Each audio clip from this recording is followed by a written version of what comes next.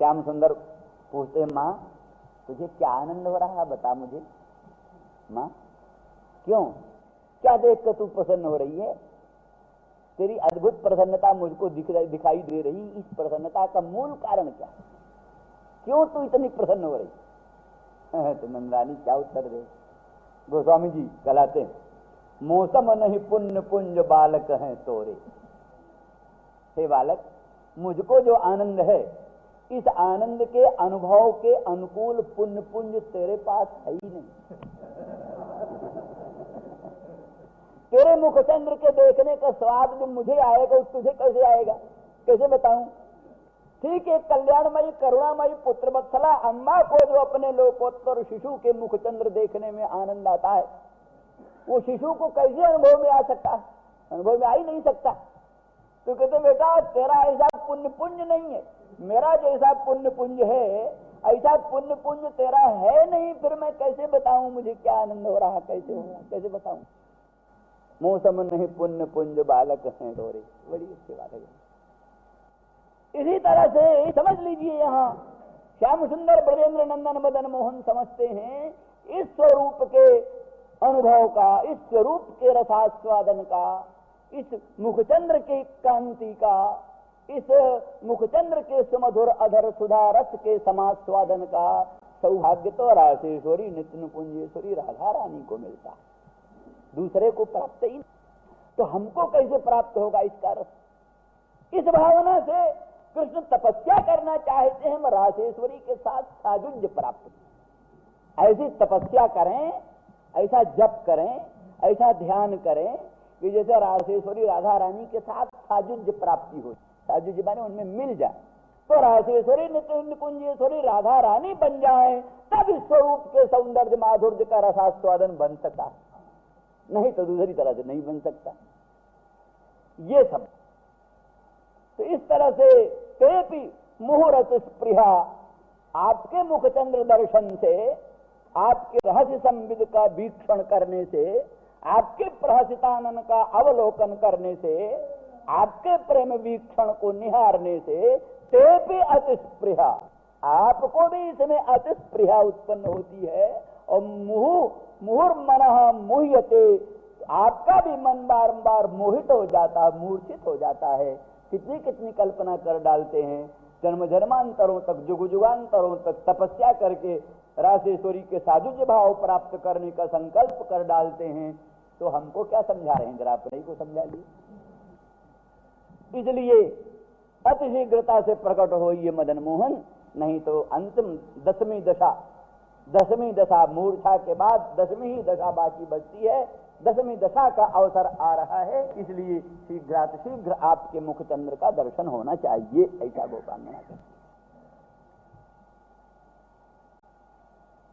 दूसरी ब्रजांगना ये भी कहती है कि श्याम सुंदर आपके अंग सौंदर्य दर्शन से, आपके अंग सौंदर्य माधुर्य के दर्शन से और आपके अंग संग की उत्कट कामना उत्पन्न होती है, और वो रोग रूप बन गई हमको। जैसे किसी को अपस्मार रोग हो जाता है, अपस्मार रोग हो जाए, मूर्छा का रोग हो जाए, वो क्षण क्षण में मूर्छित हो जाता है। उसी तरह से आपके मुखचंद्र का दर्शन करने से, आपके अनंत माधुर्य सौंदर्य सार सर्वस्व स्वरूप का अवलोकन करके जो आपके अंग संग की उत्कट कामना उत्पन्न होती है, ये एक प्रकार की मूर्छा रूप में, रोग के रूप में सामने आ गई है। इसलिए और उस रोग की निवृत्ति, उस रोग की चिकित्सा आपके अंग संग से ही होगी। आपके दर्शन बिना, आपके स्पर्श बिना उस रोग की निवृत्ति संभव नहीं है। इसलिए श्याम सुंदर शीघ्र प्रकट हो। मानिनी गोपांगना कहती हैं, श्याम सुंदर हम जानती, आप परोक्ष में रहकर, हमसे पृथक रहकर, अपरोक्ष रहकर जो आपकी मन की दशा है, उस आपके मन की दशा को हम जानती। कैसे आपकी मन की दशा है?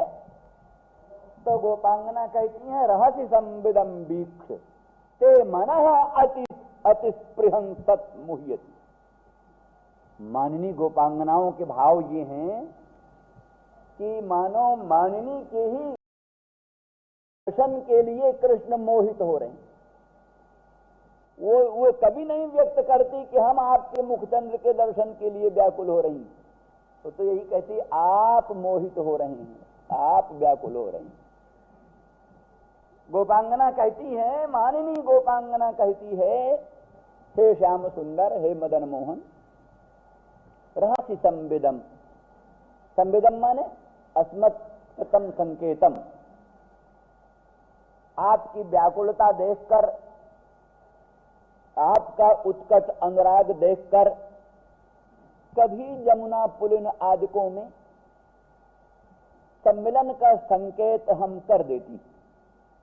अस्मत्कृतम रहस्य संविदम, हमारे द्वारा जो किया हुआ रहस्य संविद, उसको वीक्ष, उसको आपने वीक्षण किया। माने मानिनी गोपांगना श्याम सुंदर ब्रजेंद्र नंदन भगवान श्री कृष्णचंद्र पर अनुग्रह के रूप में कभी संकेत करती हैं। उसी संकेत को अनुभव करके, उसी संकेत का संस्मरण करके भगवान को अति स्पृहा होती, अपना ही विशेषण देती। रहस्य संविदम और हृच्छयोदयम, हृच्छयस्य उदयो यस्मात्, हृच्छय का उदय होता है जिससे, अर्थात हमारे स्वरूप को देखकर, हमारे सौंदर्य माधुर्य को देखकर, हमारे मुखचंद्र की आभा प्रभा कांति निहार कर जो आपके हृदय में एक प्रकार का सम्मेलन की अभिलाषा उत्पन्न होती। बृहदुर श्रियोधाम, श्रियोधाम अनंत शोभा का धाम जो हमारा उरस्थल है, अनंत शोभा का धाम, अनंत श्री का धाम जो हमारा उरस्थल है, हमारा मुखचंद्र है, हमारा हृच्छयोदय है, हमारी रहस्य संवित है, उसको अवलोकन करके ते मनसी मुहुः स्पृहा जायते, आपके मन में अत्यंत स्पृहा उत्पन्न होती और पुनः पुनः मोह प्राप्त होता। तो भी केवल हम लोगों को दुख देने के लिए इतने भीषण दुख को आप सहन करते हैं पृथक रह करके। इत्याश्चर्यम। ये सब होने पर भी हमको दुख हो, गोपांगनाओं को दुख मिले, इसलिए इतनी भीषण वेदनाओं को भी आप सहन करते हैं और पृथक, हमसे पृथक परोक्ष में विद्यमान है। इस तरह से माने ये भी बड़ा ऊंचा भाव है। निष्कर्ष ये है कि ये हास परिहास का विषय नहीं, बड़ी ऊंची बात है। क्योंकि हमने बताया कि वो साधारण स्थिति होती है कि जब जीव भगवान पर मोहित होता है।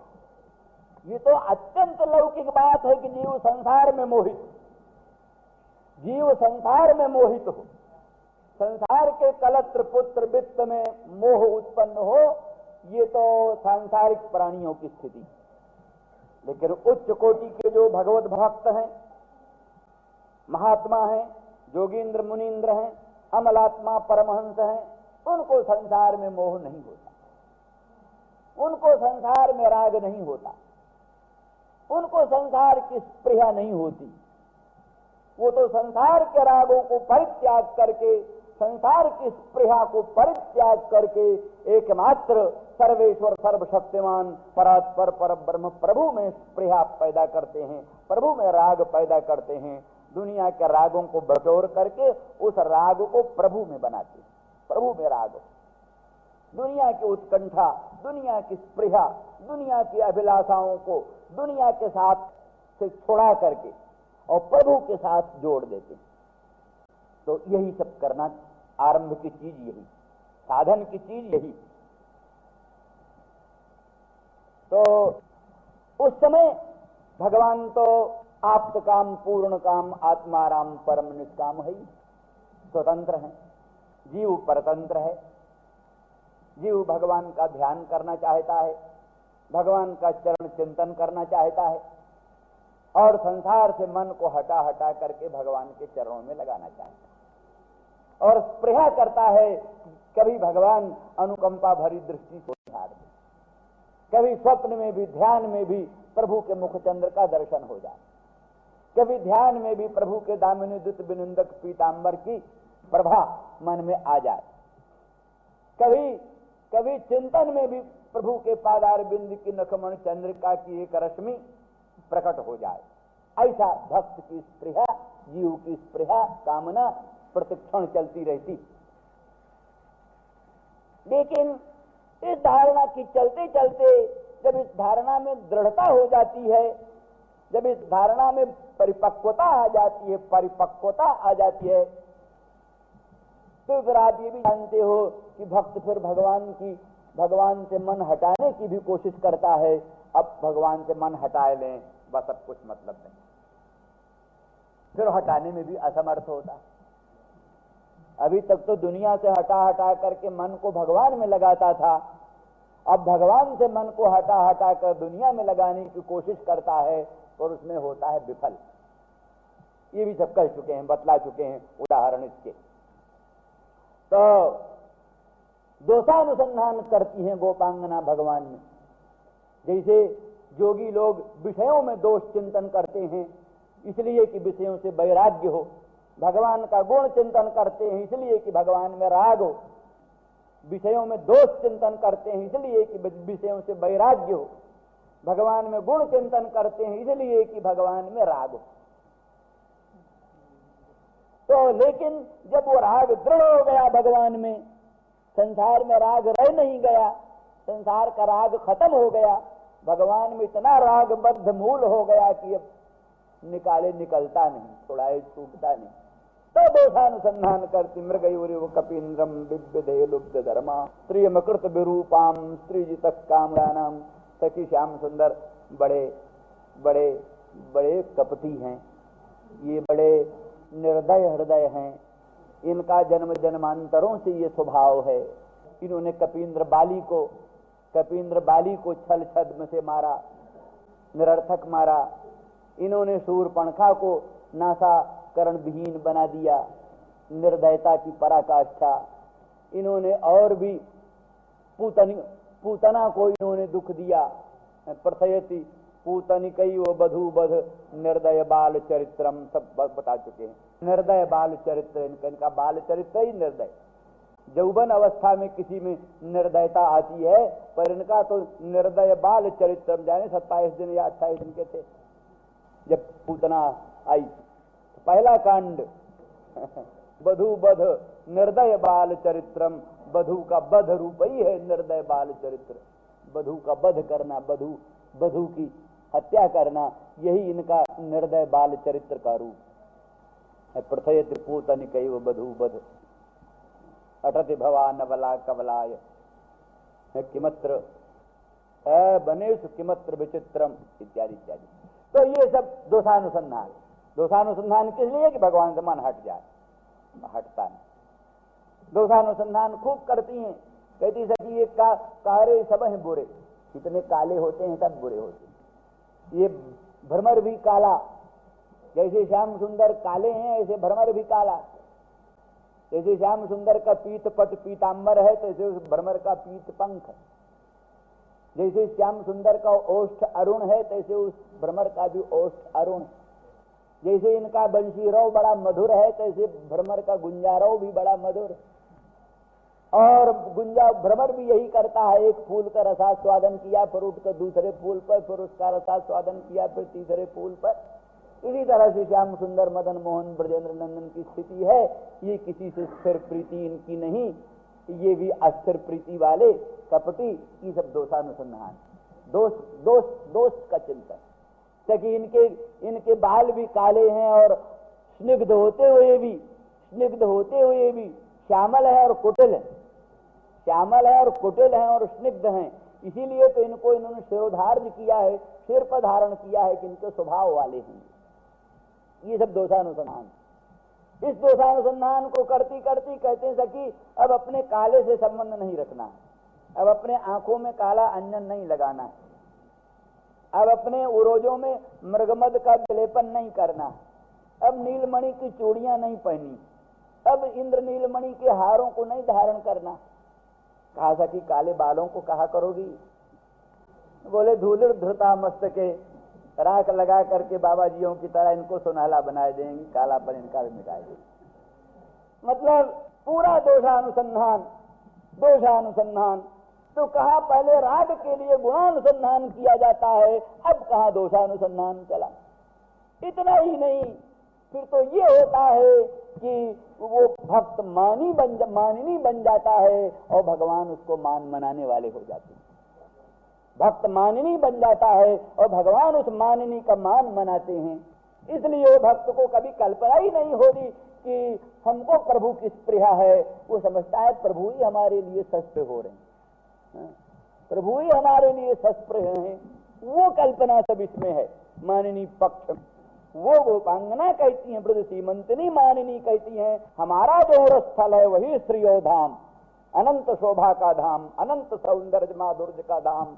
उसको ही देख करके उसके सम्मिलन की उत्कंठा से आप व्याकुल हो रहे हो। आपकी इस मन स्थिति को हम जानते हैं, लेकिन फिर भी जो आप प्रकट नहीं हो रहे हैं वो केवल हमें दुख देने के लिए आप नहीं प्रकट हो रहे हैं, और कुछ बात नहीं। मन की स्थिति आपकी है। श्री राम जय जय राम।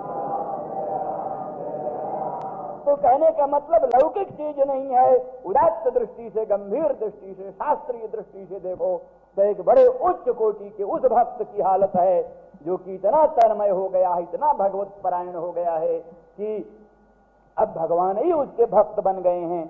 अब भगवान का भक्त उसको नहीं बनना है।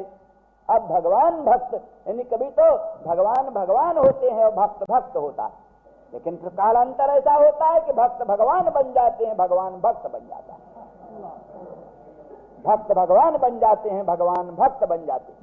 इसीलिए आप जानते हैं कि ये सब बातें हैं, कह चुके हैं बहुत बार, इसलिए हम नहीं ज्यादा बढ़ाते।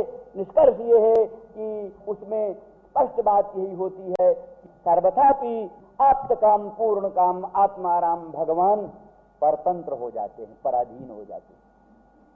और भक्त जो है वही आप्त काम पूर्ण काम आत्माराम परम निष्काम हो जाता है। इसीलिए भक्त कहते हैं, असल में वस्तु स्थिति होती है कि राजेश्वरी राधा रानी, जो हाल कृष्णचंद्र की है वही हाल राजेश्वरी। राजेश्वरी कभी दर्पण में अपने मुख चंद्र को निहारती हैं, राधा रानी कभी अपने पादार बिंद के नख चंद्रमणिका को, नखमण चंद्रिका को निहारती हैं, अपनी आभा प्रभा कांति को निहारती हैं, और स्थल के अनंत सौंदर्य को निहारती हैं। तो उनको भी मोह होता है उसमें, अपने रूप में राधा रानी को मोह होता है। तो फिर उनको हाल पड़ता है, इस तरह का अनुभव तो कृष्ण ही कर सकते हैं, कोई दूसरा कर नहीं सकता, इसलिए हम कृष्ण बने। तो राधा रानी को कृष्ण बनने की उत्कट कामना होती है। वो समझती हम जप करें, तप करें, ध्यान धारणा करें, समाधि लगाएं, कृष्ण सायुज्य प्राप्त करें, कृष्ण बने। तो राधा रानी कृष्ण होने की कल्पना करती हैं, कृष्णचंद्र राधा रानी होने की कल्पना करती हैं। इनके संकल्प झूठे तो है नहीं, जीवों के संकल्प तो झूठे होते हैं, इनके संकल्प झूठे नहीं है। इसलिए क्षण क्षण में राधा रानी कृष्णचंद्र परमानंद कंद बन जाते हैं, क्षण क्षण में कृष्णचंद्र परमानंद कंद राधा रानी बन जाते हैं। इसलिए ये रद्दो बदल क्षण क्षण चलता रहता है। क्षण क्षण राधा रानी कृष्ण बन गए, क्षण क्षण कृष्णचंद्र राधा रानी बन गए। ये क्योंकि दोनों सत्य संकल्प हैं, सत्य संकल्प के संकल्प तो मिथ्या नहीं होते। इसलिए क्षण क्षण में राधा रानी कृष्णचंद्र बन जाती हैं, क्षण क्षण में कृष्णचंद्र राधा रानी बन जाती हैं। इसीलिए कहा जाता है उभय उभय भावात्मा, उभय उभय रसात्मा। दोनों दोनों के भाव रूप है, दोनों दोनों के रस स्वरूप है, दोनों दोनों के भाव स्वरूप है, दोनों दोनों के रस स्वरूप है। वृषभानुनंदिनी के हृदय में रहने वाला जो कृष्णचंद्र परमानंद कंद विषयक पूर्णानुराग, उसमें से प्रादुर्भूत जो परम तत्व है वही राधा रानी है। ऐसे राधा रानी के हृदय में रहने वाला जो कृष्ण विषयक पूर्णानुराग रस समुद्र, उससे प्रादुर्भूत होने वाला जो निर्मल तत्व है वही कृष्णचंद्र परमानंद कंद है। इसलिए दोनों के हृदय में निहित भाव समुद्र के परिणाम, दोनों के हृदय में निहित जो भाव समुद्र, उस भाव समुद्र के परिणाम दोनों हैं।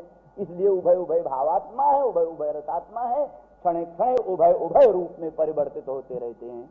इसलिए बड़ी ऊंची स्थिति है, इसको समझ करके तब इस बात समझने से स्वाद आएगा। श्री राम जय राम जय जय राम, श्री राम जय राम जय जय राम,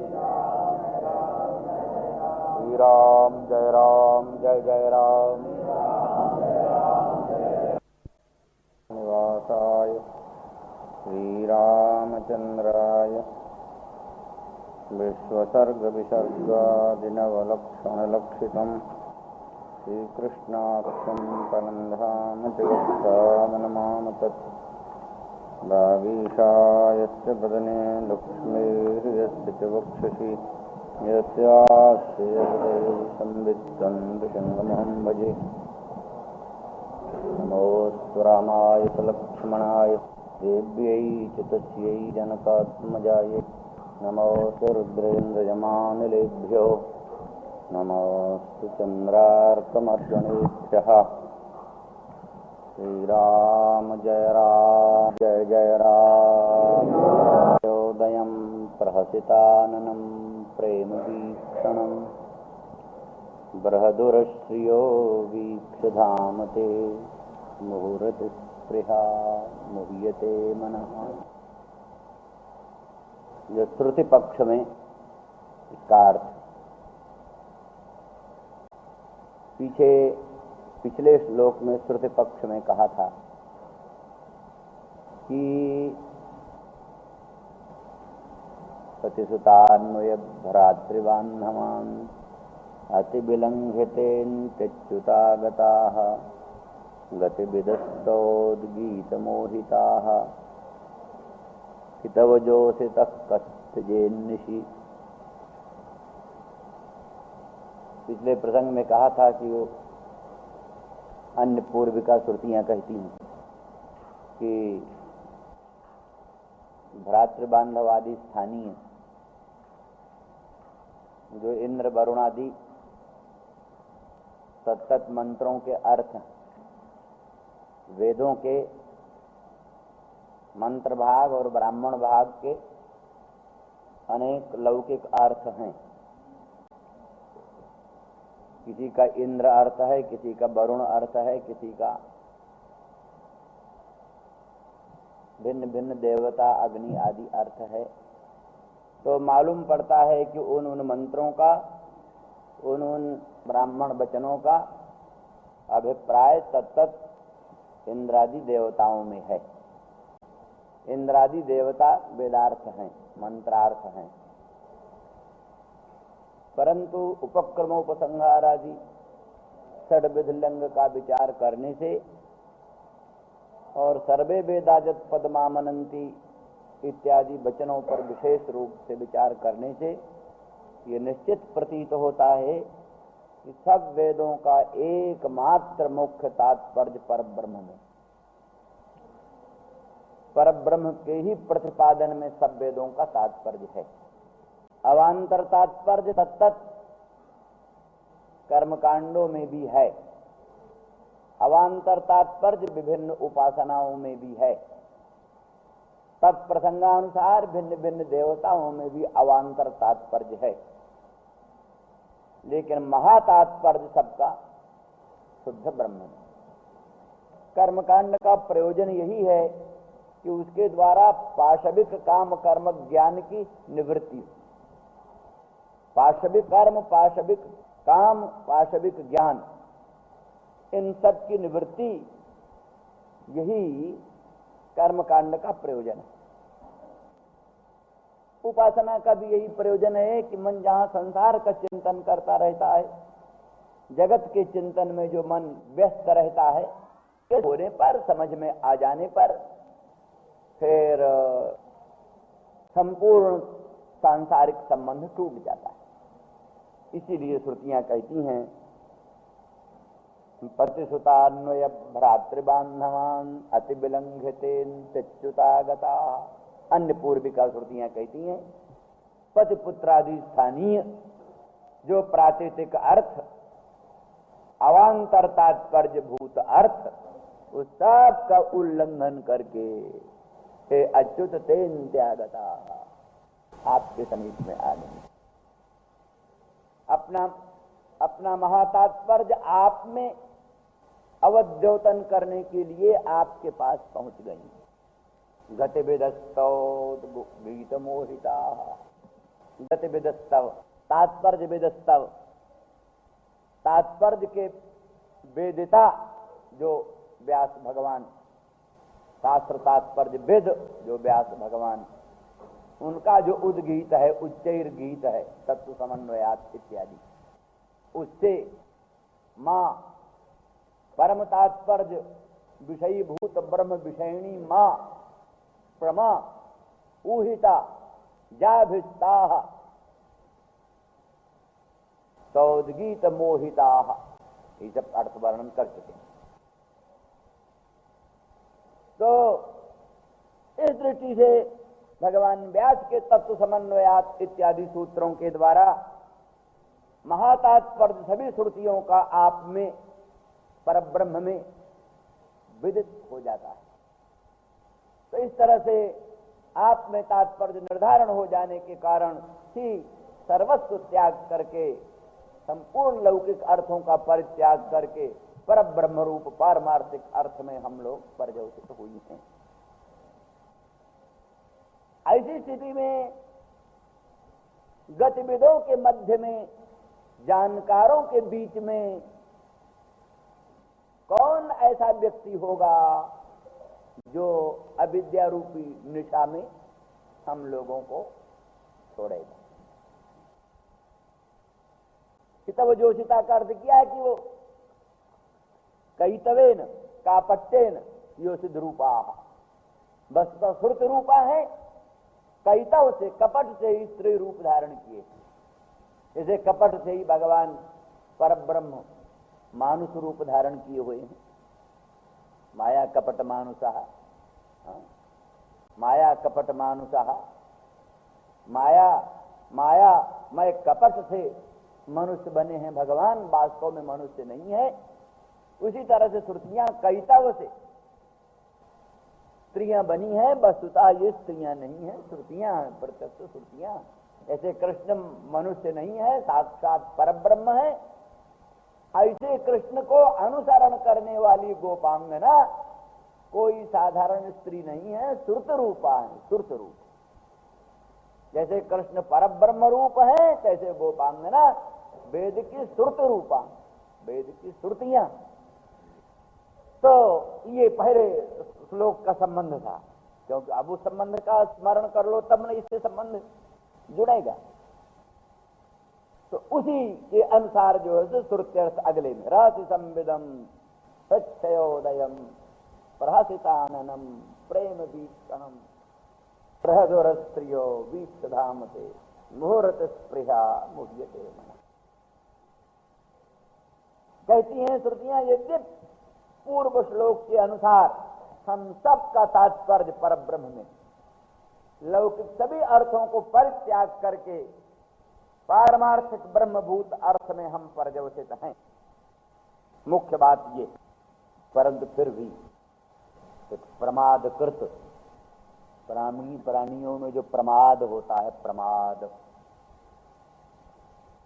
प्रमाद बड़े अनर्थ की जड़। प्रमाद ही मृत्यु है, दुनिया में मृत्यु और कुछ नहीं। सनत सुजात ने बताया धृतराष्ट्र को कि प्रमादम वै मृत्युमहम ब्रवीमि। कई लोग कहते जमराज है, जमलोक में रहता है। कोई लोग कहते सांप के रूप में मृत्यु आता है, कोई कहते बाघ के रूप में मृत्यु आता है, कोई कहते हैं आधी व्याधि के रूप में मृत्यु आता है। बहुत छल कपट से मृत्यु आकर प्राणियों को मारता है। कौन है मृत्यु, कहाँ रहता है मृत्यु, किस लोक में रहता है मृत्यु? काला पीला हरा गोरा तन मन तोला रस्सी का मृत्यु कहाँ रहता है, कैसा होता है? तो सनत कुमार कहते हैं प्रमादम वै मृत्युमहम ब्रवीमि, मैं तो प्रमाद को ही मृत्यु कहता। प्रमाद है वही मृत्यु।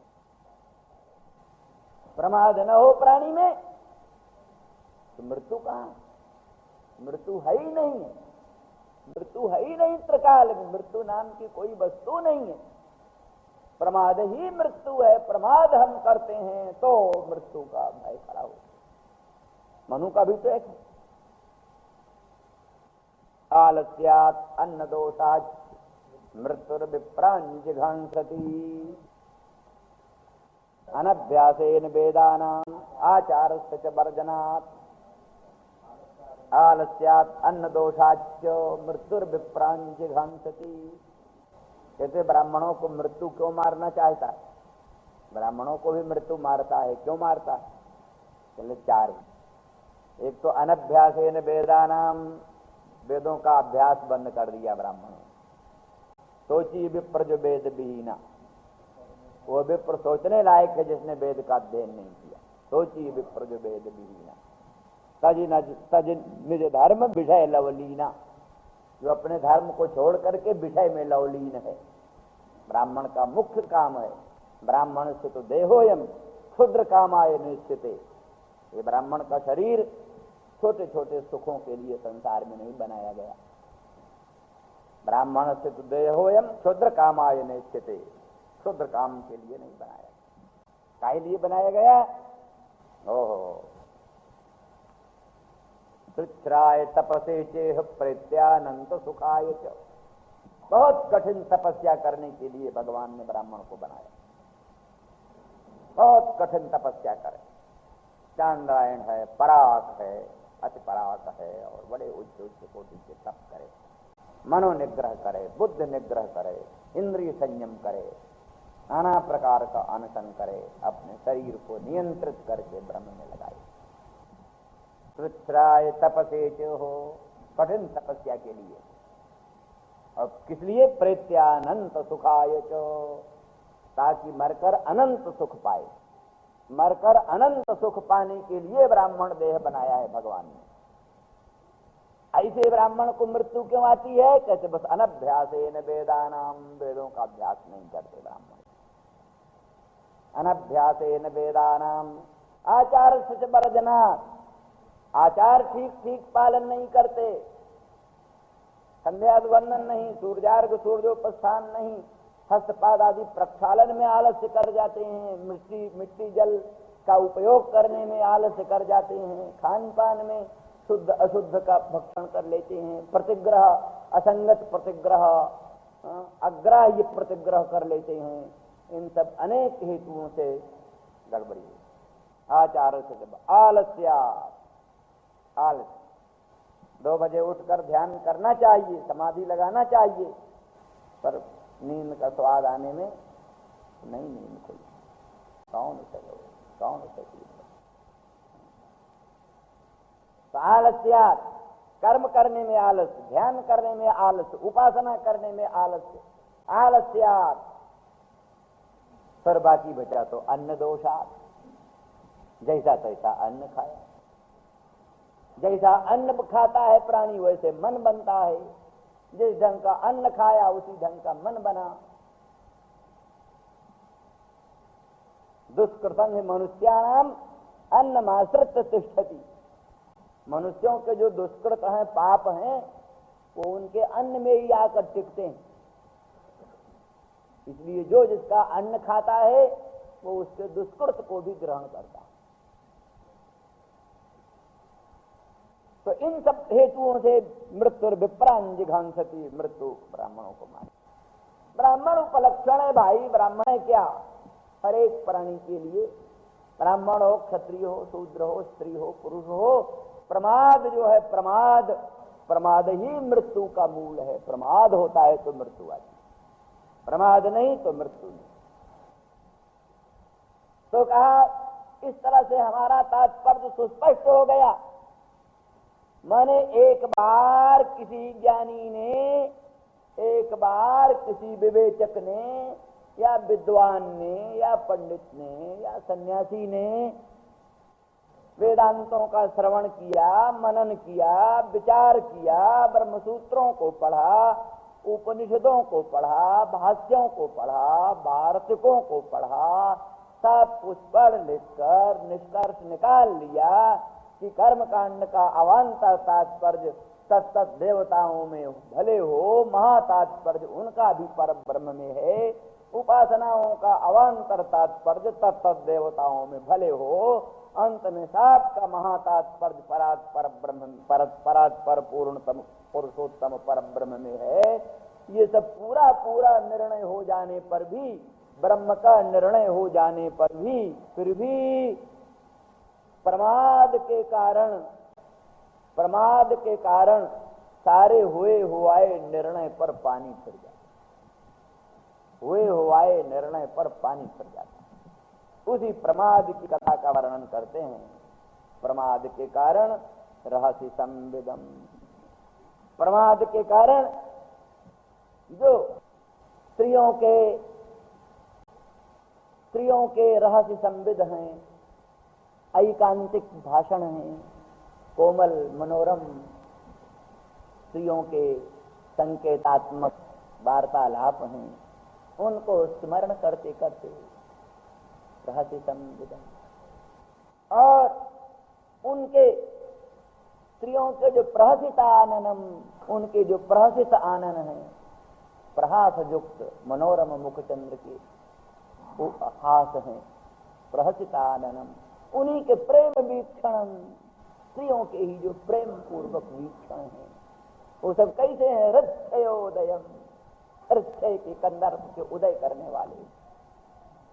उनके रहस्य संविद से, उनके रहस्य संविद को वीक्षण करके, उनके प्रासितानन को वीक्षण करके, उनके प्रेम वीक्षण को देख करके, और फिर इस तरह से प्रमाद हो जाता है। प्रमाद हो जाने से क्या होता है? अतिस्पृहा, अत्यंत स्पृहा उत्पन्न होती है, विषयों में अत्यंत स्पृहा उत्पन्न हो जाती है। विषयों का चिंतन करने लगो, फिर विषयों में प्रेम बढ़ता है। बड़ा वीतराग प्राणी हो, विषयों का चिंतन न करता रहे तो खैरियत है, कुशल है। विषयों का चिंतन करता है तो कितना भी वीतराग है, अवश्य रागी बन जाएगा कल।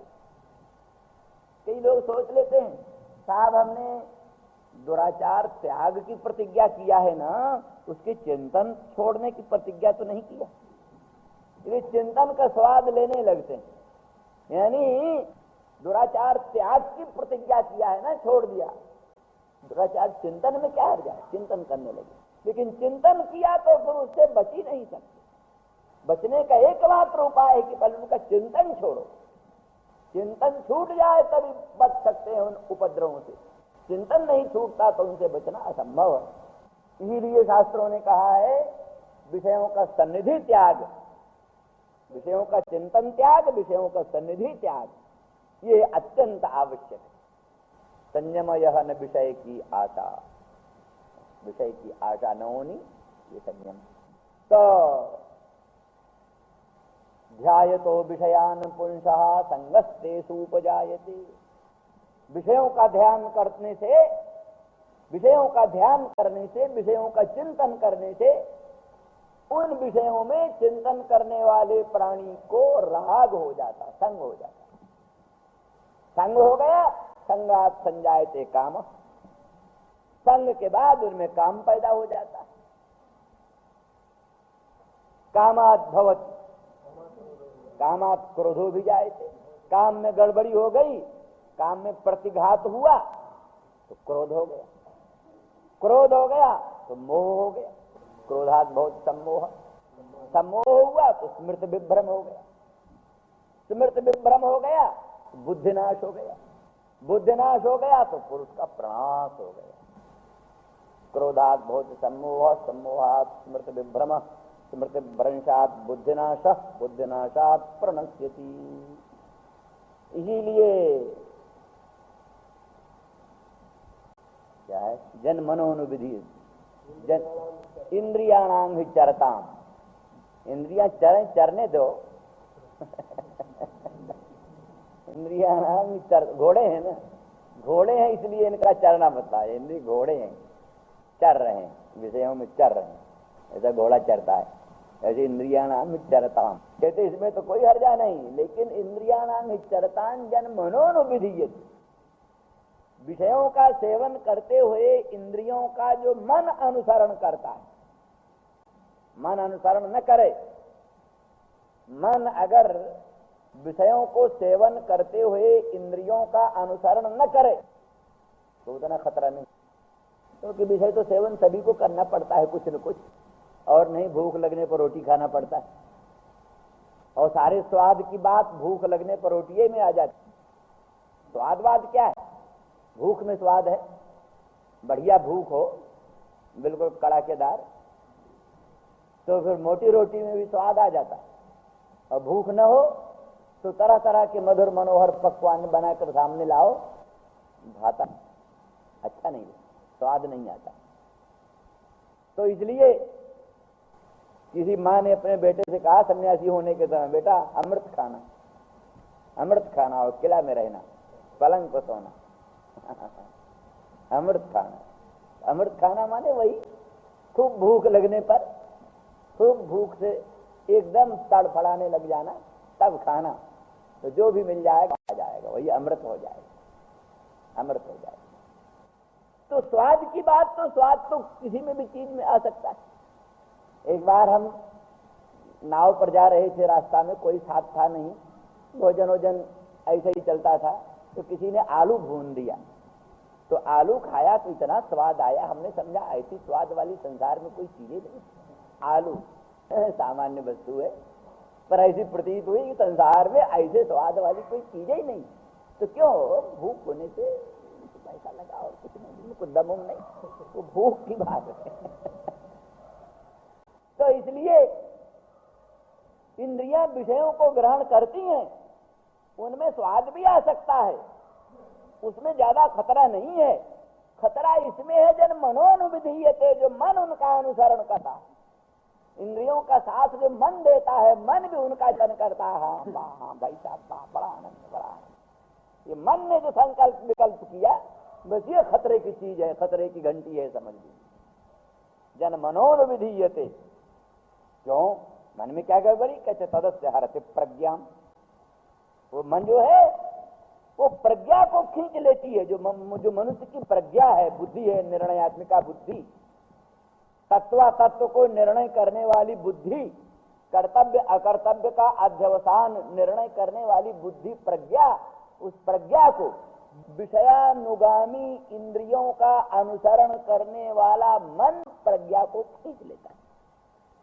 तदस्य हरते प्रज्ञाम इंद्रियाणां हि चरतान जन्मनोनुविधीयते, तदस्य हरते प्रज्ञाम। कैसे? वायुर्नाव में, वहां जैसे महासमुद्र में नाव पड़ी हुई, महासमुद्र में नाव है, अब वायु उस नाव को खींच ले, भले मध्य में हो, किसी किनारे हो, और वायु जिधर की होगी उधर नाव को खींचे।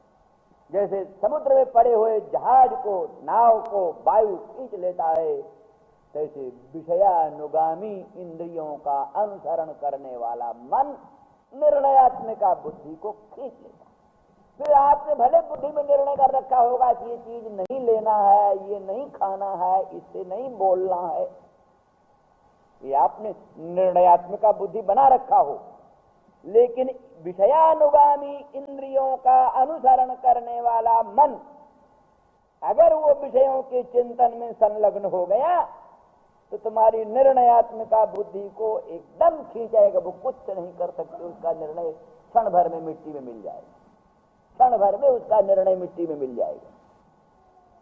तदस्य हरते प्रज्ञाम वायुर्नाव में मामले। इसलिए तस्मात् तुम इंद्रियाण्यदौ नियम में भरतर शुभो, ये इंद्रियों को पहले इनको संयमित करो, पहले इन पर नियंत्रण करो, ये सब। तो उसका ढंग यही है, विषयों का चिंतन करते हुए विषयों में संग हो जाता है, संग से काम हो जाता है, काम से क्रोध हो जाता है, क्रोध से सम्मोह पैदा होता है, सम्मोह से स्मृति भ्रंश हो जाता है, स्मृति भ्रंश से बुद्धिनाश हो जाता है, बुद्धिनाश से पुरुष का प्रणाश हो जाता है। उन सब बातों को यहाँ श्रुति कहती है कि ये जो अतिस्पृहा है, इस अतिस्पृहा से मनो मुह्यति नहा अस्माकम मनः मुह्यति। हम लोगों का जो तात्पर्य है, ब्रह्म में तात्पर्य जो निर्धारित किया हुआ है वो भी गड़बड़ा जाता है। ब्रह्म में निर्धारित तात्पर्य भी डगमगाने लगता है। उपक्रमोपसंहारादि खड विधिलिंग से, नाना प्रकार के तर्कों वितर्कों से जो ब्रह्म में वेद वेदांतों का तात्पर्य निर्धारण किया था, वो तात्पर्य निर्धारण मनः तात्पर्यम अभिप्राय, वो भी मुह्यति, वो भी मोह में पड़ जाता है, उसमें भी संदेह खड़ा हो जाता है। इसलिए हमने बताया है कई बार कि नहुस राजा ने बताया था, नहुस को स्पर्श किया था युधिष्ठिर ने। युधिष्ठिर का स्पर्श करते ही नहुस जो अजगर था, अजगर बना हुआ था, साप बस अजगर हुआ था, वो नहुस के रूप में पुनः प्रकट हो गया तो बड़े ऊंचे ज्ञान विज्ञान की बात करने लगा, ऊंचे से ऊंचे ज्ञान विज्ञान की बात करने लगा। तो धर्मराज युधिष्ठिर ने पूछा, महाराज ये अपने आप इतने ज्ञान विज्ञान की बात कर रहे हैं, ये ज्ञान विज्ञान अभी हुआ है तत्काल, ये पहले का था? अगर ये ज्ञान विज्ञान पहले का था तो आप अजगर जोनी में कैसे आ गए महाराज? ऐसे ज्ञान विज्ञान वाले व्यक्ति अजगर जोनी में कैसे पहुंच गए? और अगर अभी नया है तो नया कहां से आया? अभी तो तत्काल आप अजगर थे और तत्काल ही कैसे हो गए? तो नहुस ने कहा, नहीं है तो पुराने ये ज्ञान विज्ञान, ये नया नहीं पुराना ही, लेकिन वही विषयों के संग के कारण, विषयों के अधिक संग के कारण और वो प्रज्ञा में गड़बड़ी हो गई। इंद्रलोक पहुंच गए, हमारी बड़ी योग्यता देख करके ऋषियों ने, महर्षियों ने, देवताओं ने, भगवान ने, ब्रह्मा ने सब कहा ये इंद्र होने लायक है, इनको इंद्र बना दो। हमको इंद्र बना दिया। इंद्रासन के अनंत अनंत विषय सामने आए, उन विषयों का संपर्क हुआ, विषयों के संपर्क से प्रमाद हो गया, प्रमाद होने से वो सब ज्ञान विज्ञान बह गया। जैसे कच्चे घड़े में पानी बह जाता है, छिद्र वाले घड़े में से पानी बह जाता है, ऐसे विषयों के संपर्क से प्रमाद होने से उच्च कोटि का ज्ञान विज्ञान भी खतरे में पड़ जाता है, उच्च कोटि का भी ब्रह्म निर्णय भी खतरे में पड़ जाता है। इसलिए इससे अत्यंत सावधान होना जरूरी, ये श्रुतियों का उपदेश है। आज सोमवार है। श्री राम जय राम जय जय राम, श्री राम जय जय राम, श्री राम जय जय राम, श्री राम जय जय राम। ब्रजनहंसृलं विश्वमंगलं यजमनाक्षनस्त्वत्प्रियात्मनां स्वजनहृद्रुजां जन्यशूदनम। श्री गोपांगना कहती हैं कि भगवान आपका प्राकट्य सभी ब्रजवासियों के लिए और सभी अरण्यवासी वनवासियों के लिए ब्रजनहंत्री, सब प्रकार के दुखों को पापों को हनन करने वाली आपकी व्यक्ति माने अभिव्यक्ति, प्राकट्य, आपका ये जो अवतार है, वास्तव में तो भगवान सदा ही रहते हैं वृंदावन धाम में, ब्रज धाम में। श्री कृष्णचंद्र परमानंद कंद मदन मोहन के रूप में भगवान सदा ही विराजमान रहते हैं। इसीलिए प्रकट लीला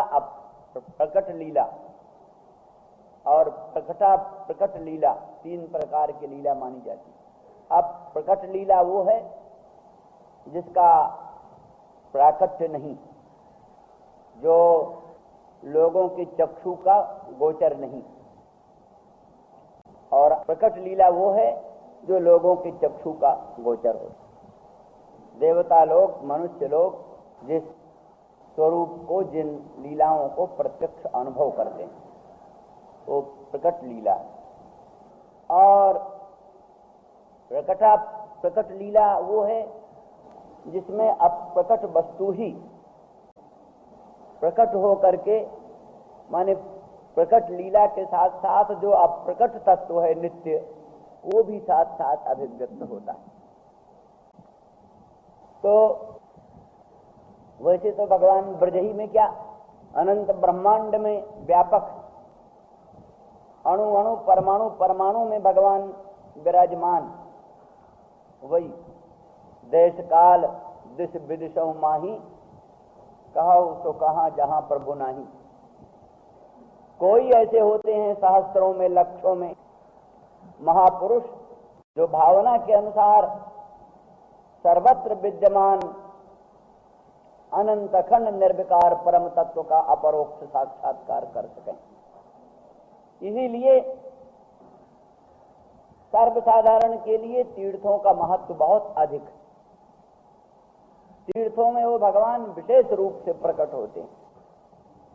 इसीलिए वेदस्तुति आदिकों में भी प्रसंग आया है कि वो भगवत परायण अमलात्मा परमहंस महामुनीन्द्र लोग विशेष करके ऐसे पवित्र स्थानों में तीर्थों में रहते हैं, वहां उनका समागम अनायास प्राप्त हो जाता।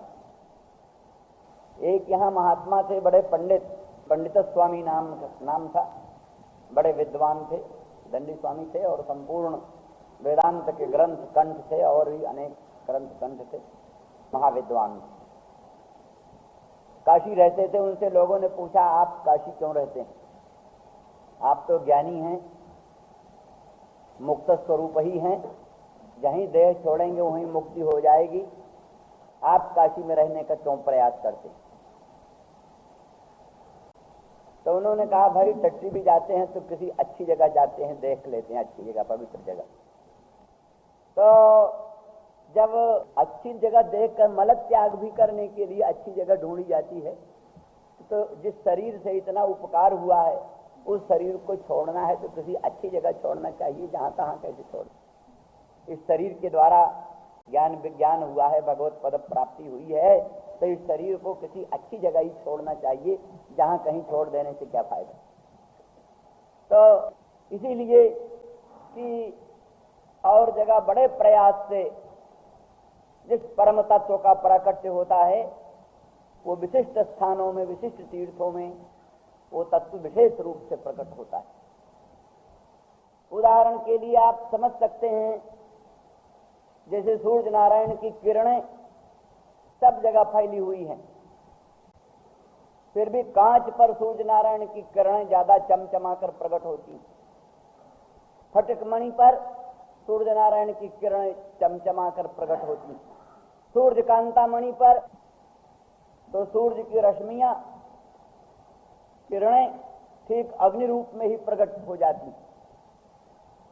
तो सूर्य की रश्मियां वही हैं, सूर्य की किरणें वही हैं, उसमें कोई भेद नहीं, किरणें ज्यों की त्यों।